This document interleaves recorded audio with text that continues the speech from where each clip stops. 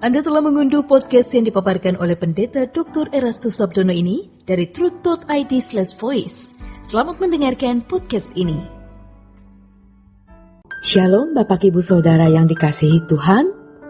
24 Juli 2022 bertemakan menjadi Bapak Ibu, seperti yang sering kita dengar dan setujui, kekristenan adalah jalan hidup.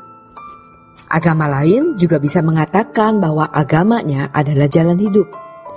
Tetapi jalan hidupnya itu dipandu dan dituntun oleh hukum. Sedangkan dalam kekristenan, jalan hidup yang kita teladani adalah hidupnya Yesus. Yang karenanya orang Kristen yang sejati adalah orang Kristen yang memiliki keberadaan bahwa hidupnya bukan dia lagi, melainkan Kristus yang hidup di dalam dirinya.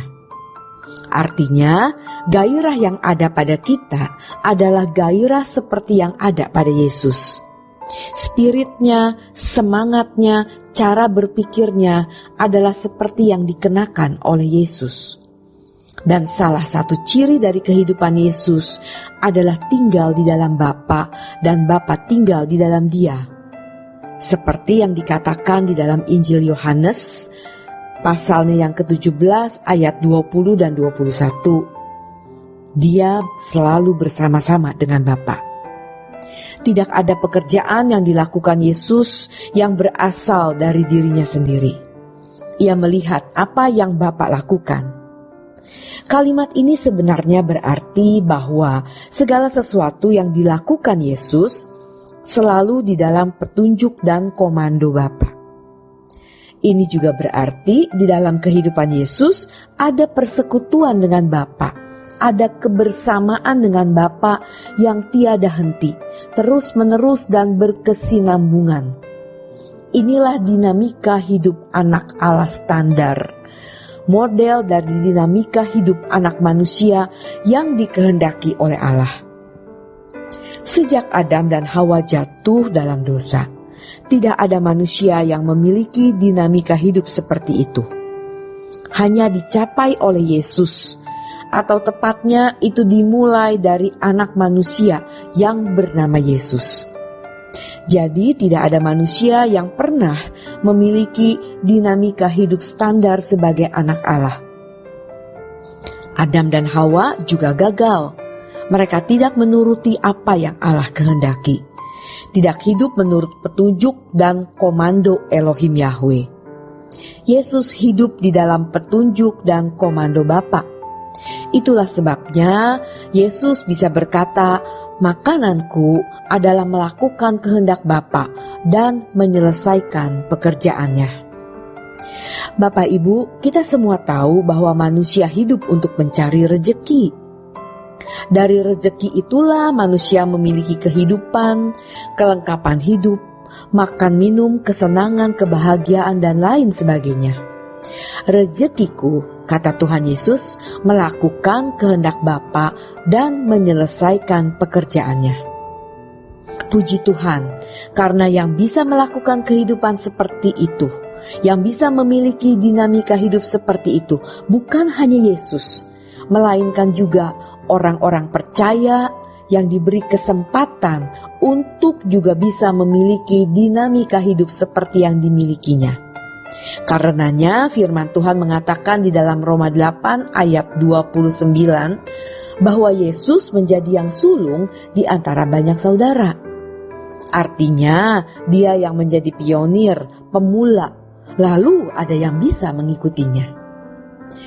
Di dalam Ibrani 5 ayat 7-9 firman Tuhan mengatakan bahwa Yesus belajar taat walaupun dia anak.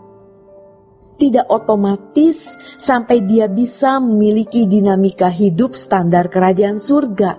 Dia harus belajar. Dalam Injil Lukas dikatakan bahwa dia bertambah besar dalam hikmat dan besarnya. Dia mengalami proses juga. Makanya dalam Ibrani 5 ayat 7-9 dikatakan dia belajar. Dan setelah mencapai kesempurnaan, ia menjadi pokok keselamatan atau penggubah, komposer dalam bahasa Yunani aitios. Ini kabar baik Bapak Ibu. Dan disinilah sebenarnya inti Injil, bahwa manusia diberi kesempatan. Tentu disertai dengan kelengkapan. Kuasa untuk bisa memiliki dinamika hidup standar seperti yang Allah kehendaki. Tetapi ini tidak bisa terjadi atau berlangsung secara otomatis. Ironisnya, banyak orang Kristen merasa hal itu bisa terjadi atau berlangsung secara otomatis, padahal ini harus melalui proses. Jadi Bapak Ibu, pada dasarnya kekristenan adalah jalan untuk dipertemukannya kembali Allah dengan manusia, Bapa dengan anak. Jadi kalau dikatakan diperdamaikan, itu bukan hanya sebuah format kalimat verbal. Diperdamaikan artinya adanya perjumpaan yang di dalamnya ada interaksi. Ibarat sepasang suami istri yang ribut, kemudian mereka berpisah, lalu rujuk kembali atau diperdamaikan. Itu berarti harus ada hubungan interaksi lagi. Tidak cukup hanya satu rumah. Kalau mereka tidak saling berinteraksi, itu berarti belum diperdamaikan, hanya format verbal saja. Diperdamaikan artinya kembali berinteraksi dalam interaksi yang baik. Demikian pula kalau kita diperdamaikan dengan Allah. Itu bukan hanya format kalimat verbal.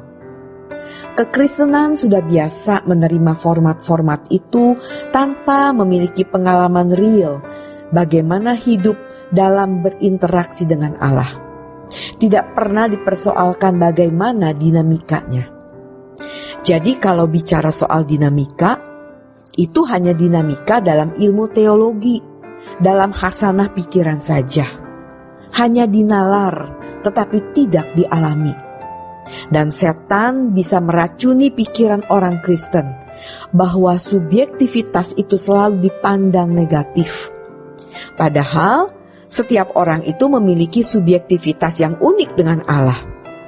Pasti ada hubungan pribadi yang tidak sama dengan orang lain. Bapa itu mutlak kebenarannya, tetapi manusia ini memiliki berbagai varian, macam-macam karakteristiknya, dan pasti punya subjektivitas tersendiri. Jadi subjektivitas itu tidak boleh dianggap selalu negatif dan ancaman bagi kebenaran. Memang yang kemudian menjadi rusak adalah ketika pengalaman individu dipaksakan dialami juga oleh orang lain. Itu tidak boleh. Tetapi pengalaman seseorang yang benar-benar berjalan dengan Tuhan pasti memuat kebenaran atau hikmah atau pelajaran rohani yang bisa memberkati orang lain. Jadi Bapak Ibu, pengalaman seorang yang benar-benar berjalan dengan Tuhan pasti memuat kebenaran atau hikmah atau pelajaran rohani yang bisa memberkati kita.